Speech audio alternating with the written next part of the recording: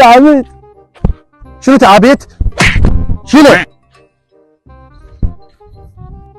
السلام عليكم. عمي جينا نخطبتكم لبن.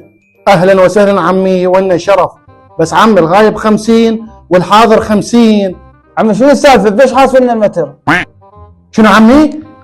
عمي لا قصدي نزلنا من السعر. عبالي.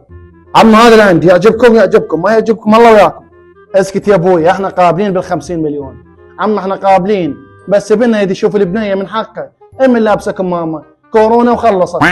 اي من حقه هذا. بنيتي نسال كمامه خلي يشوفونك.